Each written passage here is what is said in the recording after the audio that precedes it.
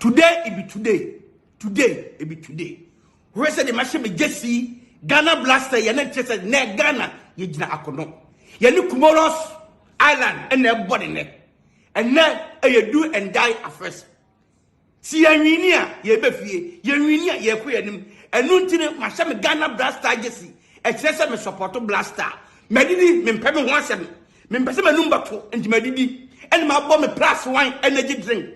+1 energy drink my bog show my fine.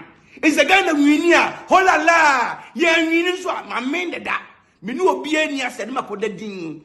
Et me catch your say support Blaster.